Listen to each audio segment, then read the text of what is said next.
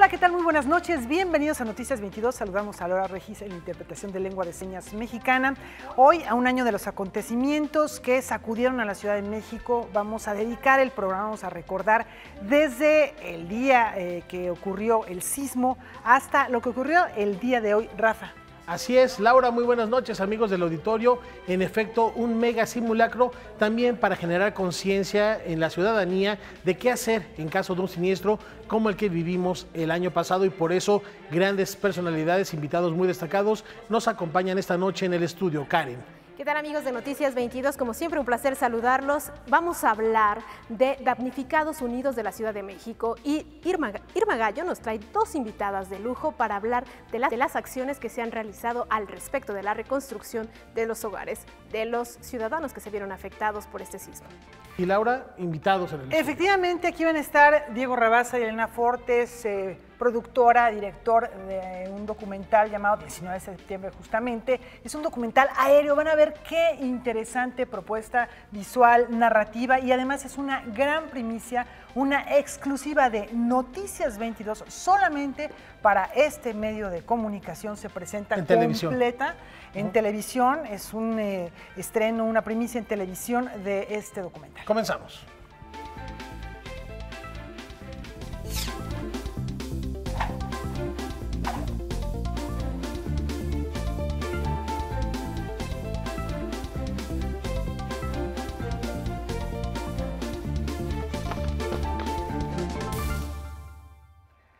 ¿Y qué les parece? ¿Qué les parece, Karen, Rafa? Si comenzamos revisando lo que ocurrió el día de hoy.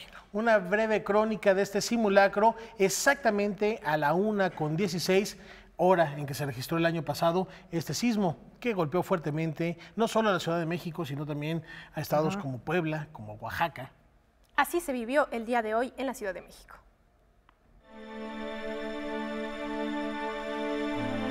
Con el puño en alto y en medio de un silencio sepulcral, miles de personas en toda la capital honraron la memoria de las 228 personas que perdieron la vida a consecuencia del sismo del 19S, cifra que asciende a 370 víctimas a nivel nacional.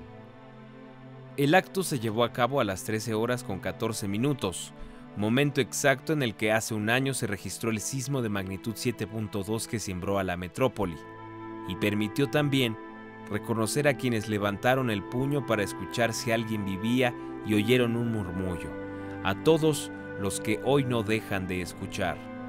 2 minutos después, a las 13:16:40, se llevó a cabo un mega simulacro, para el cual se activó la alerta sísmica en las más de 12,000 bocinas instaladas en la capital, que tiene aún las huellas visibles de lo sucedido un año atrás, y en el que participaron 8.114.000 personas en 18.485 inmuebles registrados, de acuerdo con información dada a conocer por la Secretaría de Protección Civil capitalina. Además de estas acciones, el gobierno de la Ciudad de México eligió 16 escenarios en los cuales se plantearon emergencias hipotéticas para instruir a la ciudadanía sobre las acciones a tomar en diversos casos límite, en un esfuerzo por incentivar la cultura de prevención y protección civil desde casa, trabajo y espacios públicos. Bueno, pues la verdad es que sí se revivió todo este momento. Hubo mucha polémica los días previos sobre si se debería o no se debería hacer sonar la alerta sísmica, como si se tratara tal cual de un movimiento telúrico, o hacer otro tipo de, digamos, sonido que no causara tanto miedo en la población que lo vivió, y que la verdad es esa, que mucha gente está muy dañada. Otra de las polémicas fue que se replicara al año exacto y a la misma hora. Y en otros temas que tienen que ver con el sismo, el arte de congelar el tiempo también está presente en esta conmemoración. La casa productora Pinhole rinde un homenaje a la sociedad mexicana que ayudó a salvar vidas entre los escombros tras el sismo que sacudió a México el 19 de septiembre del 2017. A través de una exposición fotográfica realizada en colaboración con la agencia Cuarto Oscuro, se puede observar el trabajo en equipo de los mexicanos frente a la catástrofe. Lo que nosotros sabemos hacer es registrar imágenes, registrar eventos. Y me parece que es un evento muy importante para nosotros, ¿no? Y que no debemos de dejar de largo. Entonces el registro de las fotografías fue de ese modo, lo hicimos con fotógrafos de la casa, de Casa Pinhole, Fernando Ramírez, Gabriel Mendoza, un servidor, Luis Arango. Eso era un poco la idea, ¿no? De que la fotografía mostrara la solidaridad entre los que estaban participando ahí, entre la gente que fue a apoyar y ayudar, que esa es una de las características que tienen las desgracias, ¿no? Y bueno, particularmente en la Ciudad de México, que hemos vivido varias desgracias, varios temblores, pues queda muy claro, ¿no? En la fotografía. Y también la manera de ver cómo es esta solidaridad, ¿no? Cómo está la gente participando, apoyando con lo que puede, con lo que tiene. 19S, el día que nos reencontramos, es el nombre de esta muestra que reúne 40 imágenes y que puede verse en Paseo de la Reforma frente al Monumento a la Independencia hasta el 3 de octubre. Como parte de este proyecto, la revista Cuarto Oscuro publicó un número especial que ya se encuentra en circulación. Este proyecto viene a propuesta de Pinhole, de Luis Arango, que es convocar a un concurso a los que estuvieron en el 19 de octubre de septiembre del año pasado. Salí a Cuarto Oscuro con este proyecto para publicar las fotografías de esta convocatoria y bueno, aquí está el resultado. Pinhole también prepara un documental que presentará en los próximos días. Noticias 22, Karen Rivera. Del instante petrificado nos vamos a la imagen en movimiento. En la Cineteca Nacional se presenta un proyecto único en su tipo, la realidad virtual expuesta al servicio de la memoria.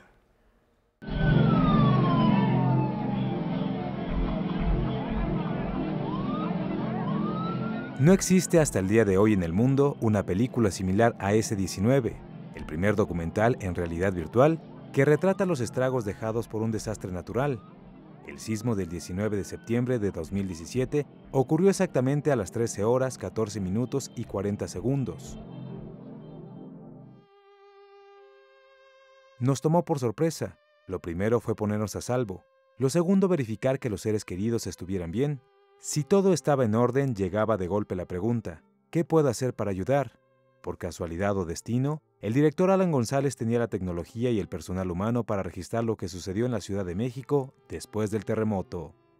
Conforme avanzó el día, me di cuenta y me cayó el 20 de que primero yo tenía la única cámara en América Latina de esta calidad, en ese momento era la única, y que realmente el único diferenciador que yo podía aportar era producir algo. Entonces la idea de registrar este suceso histórico comenzó a cobrar mucho sentido cerca de la medianoche. El rodaje inició sin guión, sin planeación y sin presupuesto. La única idea clara era retratar a una sociedad que se salva a sí misma, personas que trabajan codo a codo levantando escombros, hombres y mujeres que desinteresadamente buscaban el bienestar de alguien más. El objetivo del S-19 centralmente es recordarle a la gente que pueden acceder a esta capacidad empática. O sea, lo que yo me concentré en grabar desde el día 20 de septiembre temprano fue llegar a grabar a cualquier lugar y evitar lo que fuera tragedia o caos, sino enfocarnos en lo que fuera asistencia civil o organización o labores, ¿no?, de asistencia. El proyecto se convirtió en un reto tecnológico. De manera simplista podríamos decir que fue como editar y postproducir 4 películas al mismo tiempo. Literalmente las computadoras colapsaban al procesar tanta información. Afortunadamente, grandes y pequeñas empresas se unieron al proyecto. Yo lo veo como una producción nacional VR. La verdad que me han arropado muchísimas personas y empresas de México y lo considero como una producción grupal que yo tuve pues la fortuna de liderar por la situación y pues me siento muy orgulloso de esta producción nacional. El documental es solo parte de una instalación multidisciplinaria que se exhibe de manera gratuita en la Galería de la Cineteca Nacional. En el primer piso se encuentran fotografías del terremoto de 1985 captadas por la lente de Jesús Villaseca. En el segundo piso se exhiben imágenes del terremoto de 2017 tomadas por el fotógrafo Cristian Palma. La exposición cierra con la exhibición del documental. Yo creo que del S-19 están viendo como el 4%, 5% más o menos. El gran reto era lograr llegar al aniversario con algo, o sea, con un entregable.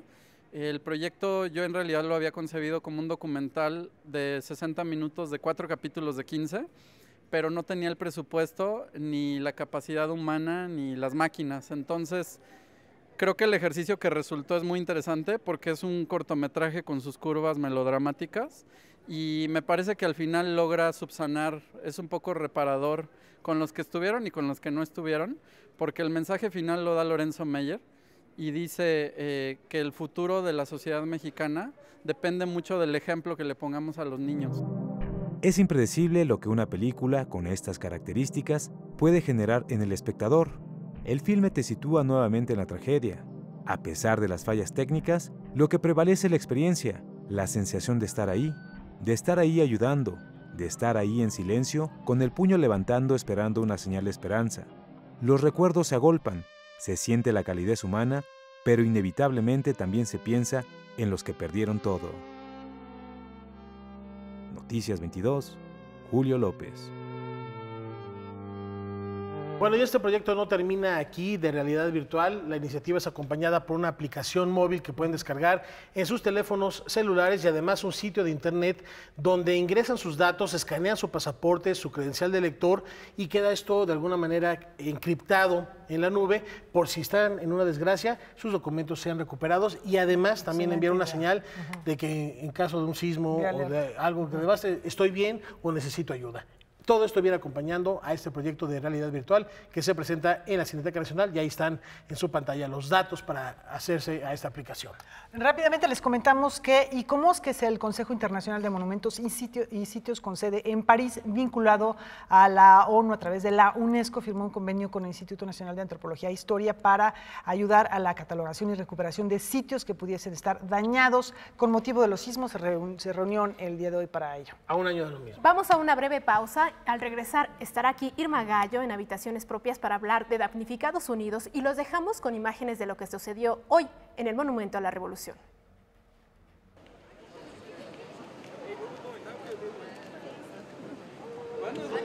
Aunque hace un año la zona que rodea el Monumento a la Revolución en la Ciudad de México no resultó con daños por los sismos, hoy fue el lugar en donde se lanzó un llamado para continuar pidiendo justicia para los cientos de damnificados. Y vamos a pedir un minuto de silencio, adicional al minuto de silencio que ya se tiene planeado, para recordar que tenemos que escuchar, que tenemos que guardar silencio y escuchar a las comunidades que todavía tienen necesidades, porque pues hoy se cumple un año, ya se cumplió un año de Oaxaca, y hay muchas comunidades que todavía necesitan que los escuchemos, necesitan respuestas, necesitan apoyo y necesitan que sigamos trabajando en la reconstrucción. Pero no solo Oaxaca necesita continuar recibiendo apoyos, así también en Morelos, Puebla y Chiapas, así como en la Ciudad de México, es necesario canalizar los recursos necesarios para que las personas que fueron afectadas tengan un techo, un hogar. Esta activación forma parte del recordar a la gente que tenemos que estar preparados, que puede ocurrir en cualquier momento. Lo vimos hace un año. Fue un evento muy irónico que nos enseñó que todavía hace falta mucho por prepararnos como ciudadanos, como sociedad. Noticias 22, Alberto Aranda.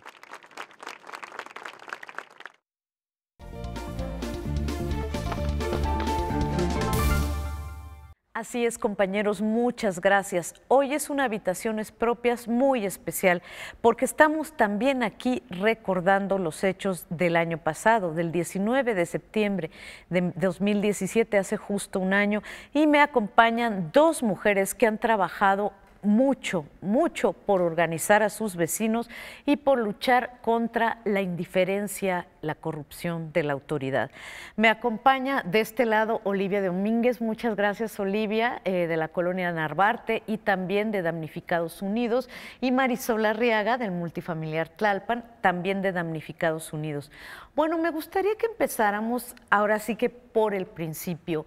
¿Cómo fue empezar a organizar a la gente, ustedes como mujeres, tener autoridad, ustedes como mujeres, después de estos momentos tan terribles cuando nadie sabía qué hacer?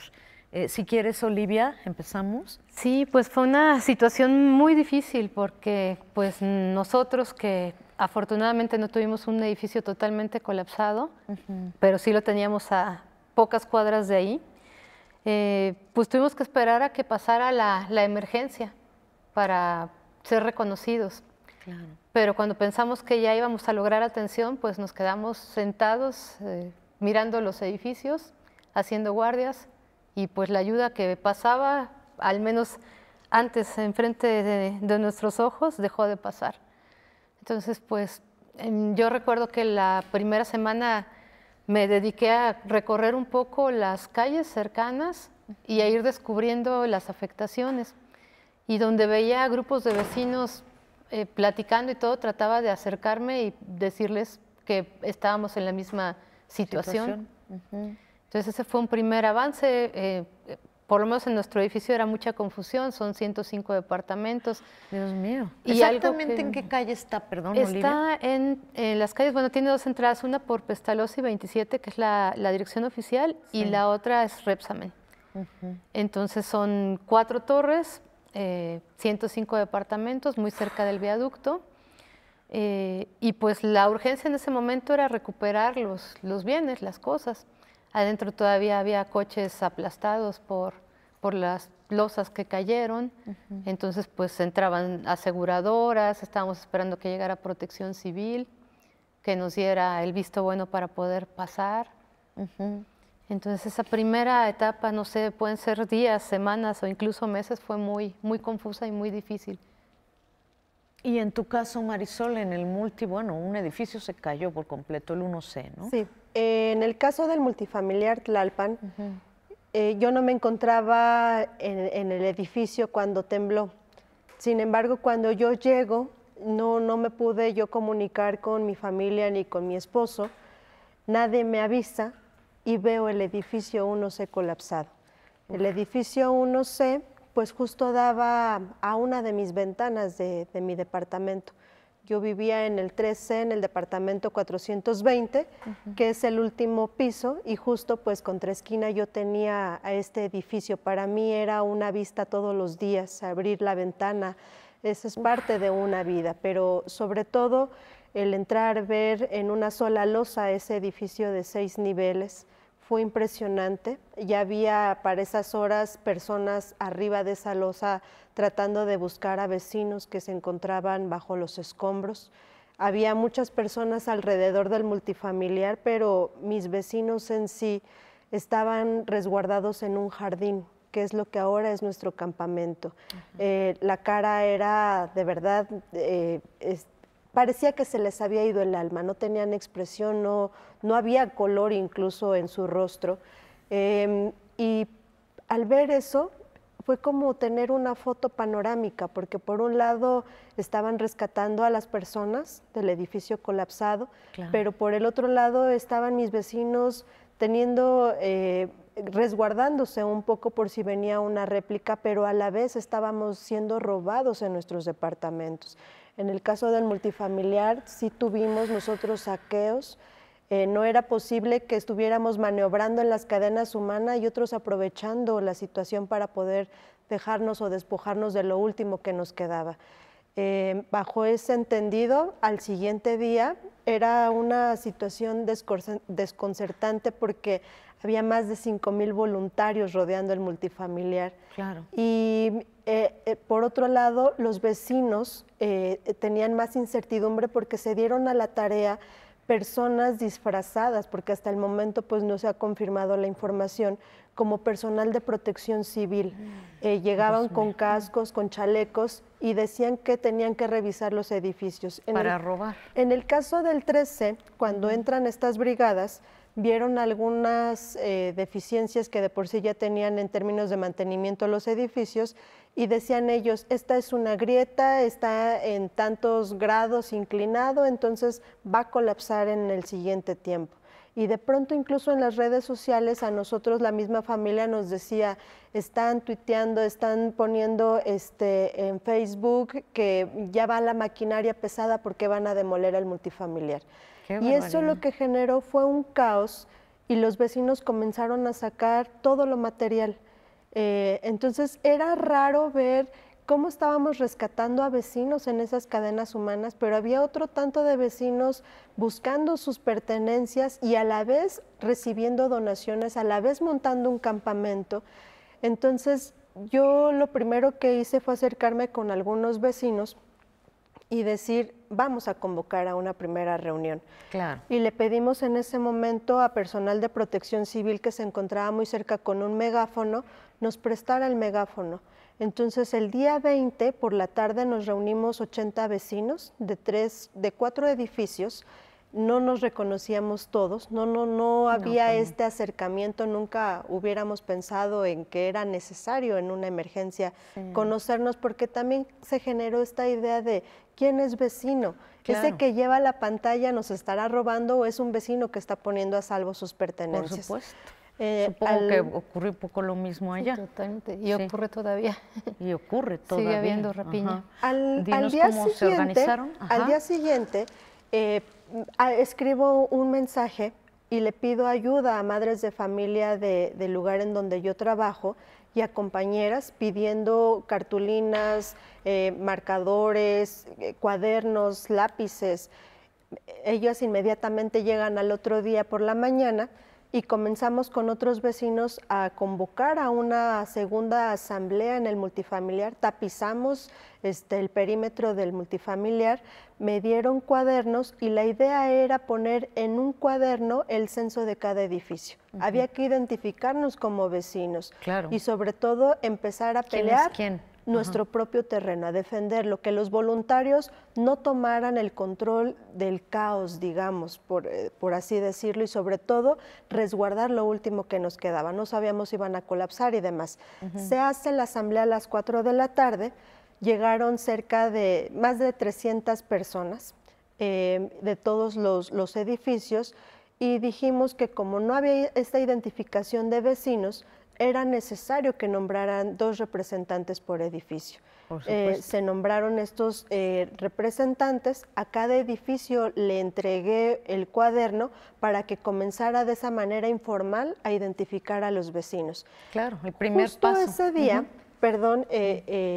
cuando me entrega una de las mamás los cuadernos, voy con los cuadernos a ponerlos en un lugar y me cruzo con una persona y me dice, oye, ¿tú eres personal de la delegación o ¿de dónde vienes? Porque estoy yo justo buscando un cuaderno. No, pues soy de aquí del multifamiliar. ¿Quién eres tú? Soy la administradora del edificio colapsado. Entonces ahí también una coincidencia de verla de manera inmediata y pedirle que por favor comenzara ella a hacer el registro y que nos diera información, porque ya llevamos 3 días sin saber cuántos habían rescatado con vida, cuántos cuerpos todavía estaban ahí adentro, y ahí es donde nos enteramos que no solamente había vecinos, sino que había un trabajador que justo días antes habían iniciado trabajos en la azotea del edificio colapsado. Cambiando el tinaco, ¿no? Algo Exacto. Estaban haciéndoles arreglos. Trabajos. El trabajador también. Sí, y ahí falleció un trabajador. Establecimos principios de lucha. La lucha tenía que ser declararnos completamente apartidistas, defender el terreno, no aceptar reubicación, y sobre todo tomar el control nosotros del multifamiliar, y comenzamos a trabajar con comisiones. ¿Y qué es lo que siguen haciendo? Nos queda muy poco tiempo. Quisiera que Olivia nos dijera qué es lo que ustedes hicieron. También hicieron un censo ustedes y también tienen peticiones similares, ¿no? Sí, pues nosotros después nos pudimos organizar con gente de la colonia y pues en una de las reuniones que, bueno, casi siempre eran dirigidas por 4 personas, 3 mujeres y un hombre, y algunas veces otras 2 compañeras, pues planteamos la necesidad de saber en la colonia cuántos edificios había afectados. Después nos dimos cuenta que no era la colonia, sino la delegación. Yo regresé a trabajar porque, bueno, yo estaba de incapacidad, de licencia médica por hepatitis. Regresé a trabajar los primeros días de octubre. Y el 12 de octubre nos pasó algo muy extraño, porque yo doy clases en la Escuela de Antropología e Historia y tenemos un taller sobre ciudad. Es como un taller de investigación. Entonces, en esos días estábamos investigando sobre el sismo del 85. Wow, el mismo día los chicos fueron a una práctica en la colonia Roma, se comunicaron con gente damnificada del 85 y pues el sismo los tomó por allá cuando ya iban de regreso. ¿Qué cosa? Entonces, regresando, pues les dije, ¿saben qué? Pues podemos hacer esto entre nosotros, estuvimos de acuerdo, ellos tuvieron siempre toda la disponibilidad y pues empezamos a levantar el sismo en la delegación Benito Juárez. El censo. El censo, perdón. trae uno el sismo en la lengua todo el tiempo. Claro. Y el 18 de noviembre tuvimos nuestra primera reunión como Damnificados Unidos de la Ciudad de México. Ahí que es donde están. Estuvimos en Villacuapa, bueno, llegó gente de muchos lugares, incluso de otros estados, y pues en ese momento nacimos como agrupación a nivel Ciudad de México. Y en una de las mesas se planteó la necesidad de que ese censo se ampliara a toda la Ciudad de México. No sabíamos cómo lo íbamos a hacer, pero finalmente pues nuevamente lo llevé a salón de clases, lo sometimos a votación y pues los chicos estuvieron con toda la disposición. En momentos nos apoyó también gente de la UACM, de la UAM, de la UNAM, en los recorridos que hicimos por todas las delegaciones de la ciudad, excepto por Coajimalpa, porque ahí no pudimos entrar, aunque sabíamos que había 80 casas afectadas, al menos, que tenían que ser demolidas. Sí. Y pues a la fecha no hemos podido terminar ese censo, porque descubrimos que como cada día siempre ha habido gente damnificada, hay gente que sigue viviendo en sus casas. En un principio nos preocupaba la gente que, pues como nosotros, en ese momento nuestros edificios y nuestras casas se habían vuelto totalmente inhabitables, pero nos dimos cuenta que había gente habitando en condiciones de tremendo riesgo en muchas partes de la ciudad, que de repente habían estado en un campamento, los habían sacado de ahí o los habían robado y preferían regresar a sus casas, todos viviendo en un cuarto, abajo un socavón, como es mucho el caso de Tláhuac, de Iztapalapa, una parte de Xochimilco también. Entonces a eso pues nos enfrentamos, creo que pues aprendimos mucho y pues hasta el momento ese censo también tuvo un papel importante porque cuando nos acercamos a las autoridades en busca de reconocimiento, pues dijimos, nosotros somos estos, ¿no? Estamos en tales condiciones, tantos de nosotros no tenemos dictamen y pues a partir de eso pudimos abrir espacios de interlocución con ellos. Pues se me acaba el tiempo desafortunadamente, pero rápido, ¿qué le piden a las autoridades y a los vecinos que están como que no saben, como que no se deciden? ¿Qué es lo que ustedes quieren? Rapidísimo, en 2 minutos. Al gobierno que no burocratice nuestra pena. El hecho de no tener casa no es ir de ventanilla en ventanilla, es que el gobierno debe de solucionar y garantizar el cumplir el derecho a la vivienda. Simplemente es eso, no podemos ser damnificados hoy y mañana ser deudores. Eso sí lo tenemos muy claro, ya pagamos por una vez nuestra propiedad, no tendríamos por qué pagarla una segunda ocasión. Y a los vecinos que no se deciden, que están viviendo en estas condiciones de riesgo, ¿qué les diría? Pues decirles que realmente parece un lugar común decir que la unión hace la fuerza, pero lo que hemos logrado nosotros como damnificados unidos, sea poco o en algunos aspectos mucho, aunque todavía pues podemos decir que la reconstrucción no ha iniciado para nadie, en términos concretos, que estén conscientes de eso, que si no hacemos músculo, pues pueden pasar 32 años y nos vamos a quedar sin casa. Y así, muchos se han quedado sin casa desde el 85. Les agradezco muchísimo a las dos, se fue el tiempo rapidísimo, Marisol, Olivia, y bueno, seguimos al pendiente siempre de todo el trabajo de Damnificados Unidos. Esto fue Habitaciones Propias, vamos a un corte y al regreso mis compañeros seguirán hablando de esto, de todo lo que falta por hacer. 19 de septiembre.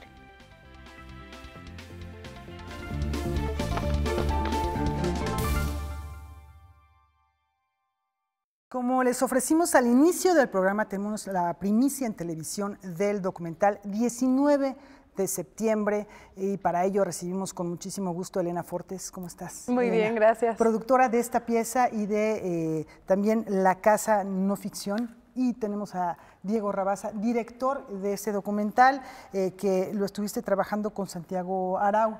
Bueno, yo lo primero que me salta, digamos, a la vista al hacer un análisis sobre el trabajo que se hizo es la capacidad de respuesta que tuvieron. Sí hay algo de eso, por supuesto, hay mucho de eso, pero también había una reflexión anterior sobre la Ciudad de México. No es que fue una ocurrencia nada más, que nada de malo tendría, pero ya había un trabajo anterior para poder llegar a esta pieza que, bueno, pues digamos que es, el género sería documental aéreo. cine aéreo, porque nos muestra una ciudad que a lo mejor no nos imaginamos que existe. Claro. Bueno, nosotros, como bien dices, esto proviene de una conversación y de un estudio que Santiago y yo desde hace muchos años estamos haciendo de la Ciudad de México. Desde hace mucho tenemos la inquietud y la idea de hacer un documental. La primera persona a la que le contamos esa idea fue Elena, precisamente hace muchos años. Y la idea ha estado ahí como cociéndose a fuego lento, porque pues, es muy difícil hablar de una ciudad como esta sin caer en lugares comunes o sin caer en excesos, y de tal manera que se pueda representar esta inmensa diversidad, complejidad, este caos y esta fascinación que produce una ciudad como esta. Cuando fue el temblor, Santiago y yo además somos muy amigos. Cuando fue el temblor, muy rápido hablamos el uno con el otro, y yo estaba muy ansioso, como buena parte de la población de la ciudad, por tratar pues, de hacer algo, o sea, de ayudar en las calles, pero las calles estaban completamente desbordadas de ayuda, ¿no?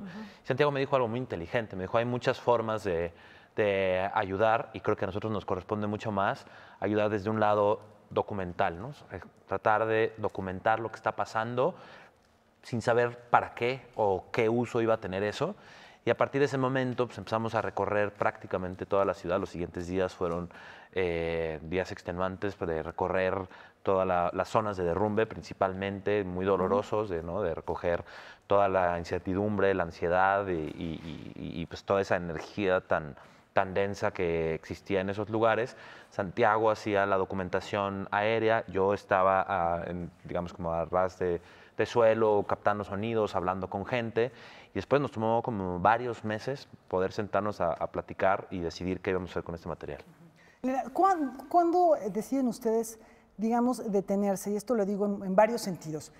Temporalmente, ¿cuándo es el momento de parar? Porque, bueno, podemos ver que las labores siguen, que los derrumbes provocados también siguen de edificios que no habían sido catalogados. En fin, ¿hasta dónde llegar en el sentido temporal, pero también en el sentido geográfico?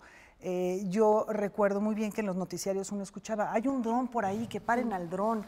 Uno podría pensar, bueno, esto está invadiendo las labores del trabajo o incluso la intimidad de la gente que está buscando a un ser querido que quizá está entre los escombros. ¿Hasta dónde se plantearon desde el punto de vista ético llevar el trabajo? Bueno, o sea, en el caso de nosotros revisamos el material que se tenía y justamente ya nos sumamos como en la etapa ya del montaje, ¿no? Yo creo que lo valioso, sobre todo, digamos, a pesar de que estuvieron como en el momento registrando todo, es que la forma narrativa y estética del documental de alguna manera replica esa distancia que nosotros queríamos transmitir con el cortometraje después de los hechos, ¿no? Como un espacio de reflexión sobre todo lo que sucedió en torno a las labores de rescate, la colectividad que surgió sobre todo de parte de la sociedad civil.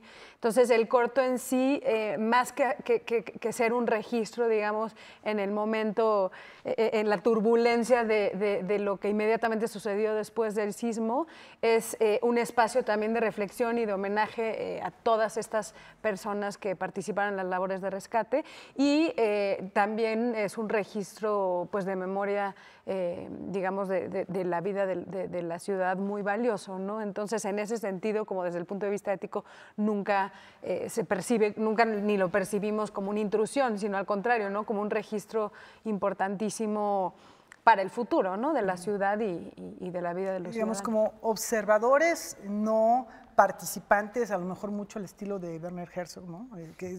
Yo observo y pase lo que pase, no participo en lo que está ocurriendo. Diego, me gustaría preguntarte, ¿hay algo que hayan decidido no incluir?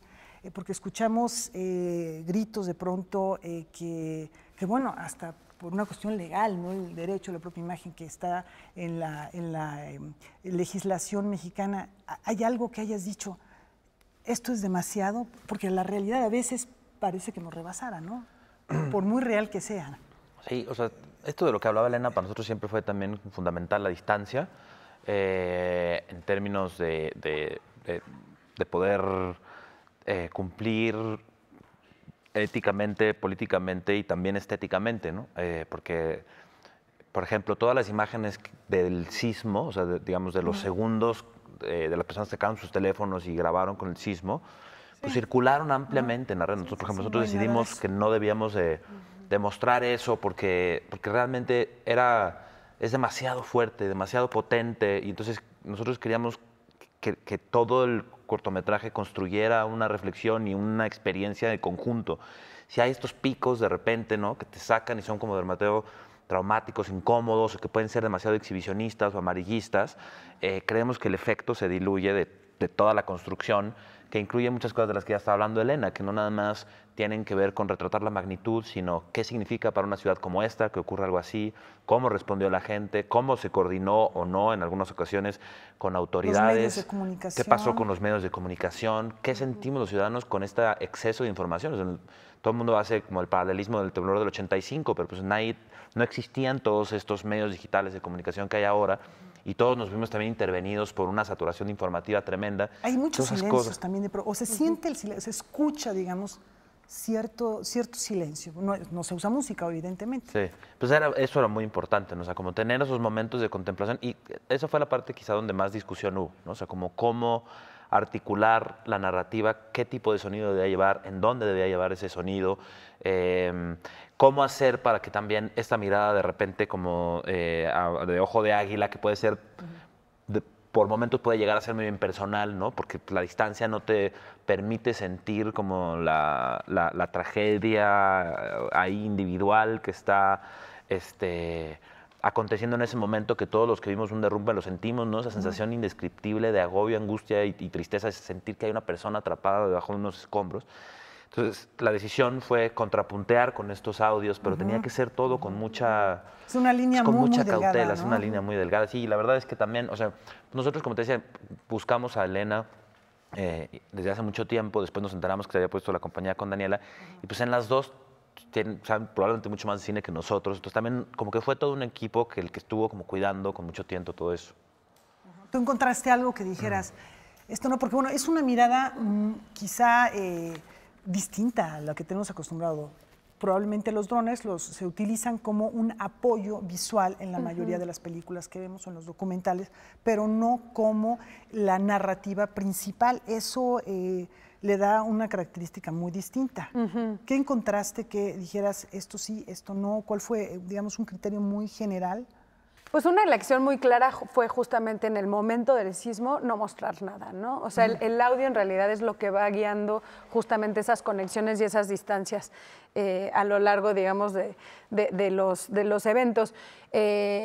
Para nosotros sí era muy importante como generar esa empatía con las personas que estuvieron apoyando las labores de rescate. Entonces ahí el audio pues es como si estuvieras ahí, ¿no? Aunque lo estés viendo desde lejos, pero lo estás escuchando como si tú estuvieras en esas, digamos, participando, ¿no? Entonces como contrapunteo que menciona Diego, la intención es justamente como generar estos acercamientos y generar estas conexiones empáticas en ciertos momentos, pero evitar también justamente como el amarillismo y el morbo que se derivó de alguna manera en otras imágenes que salieron del sismo, ¿no?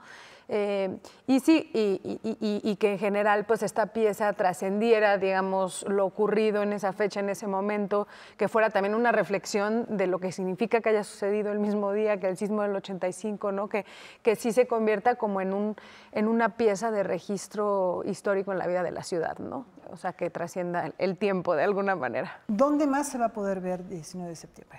Bueno, hoy hay una función también especial al aire libre. Bueno, tengo entendido que es al aire libre en el Centro de Cultura Digital, abajo de la Estela de Luz, como parte de un evento que se llama Jornadas de Acción y Memoria. Está también proyectándose en el Museo de Memoria y Tolerancia como parte de la exhibición de Sismo 1985-2017. Y va a estar próximamente en competencia en el Festival Docs MX. Va a tener 3 funciones entre el 11 y el 20 de octubre. Y después pues ya veremos, estamos explorando posibilidades de poderlo llevar también a las pantallas grandes, circularlo también a nivel internacional en distintos festivales.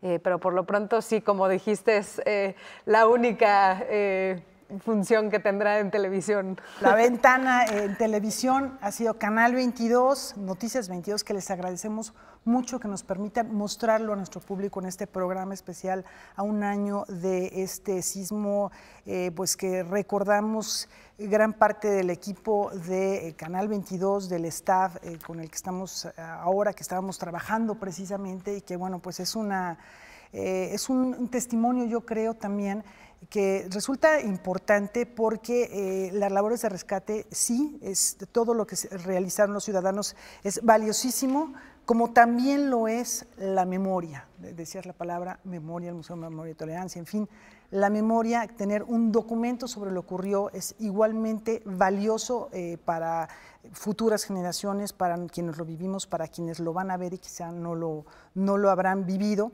Y yo creo que ahí reside el valor que tiene esta pieza. De verdad, muchísimas gracias. Gracias a ustedes. Muchas gracias, Elena, por estar aquí, por presentarnos, por ofrecernos esta oportunidad única en televisión. Muchísimas gracias y buenas noches. Hasta mañana. Rafa, Karen, muchísimas gracias.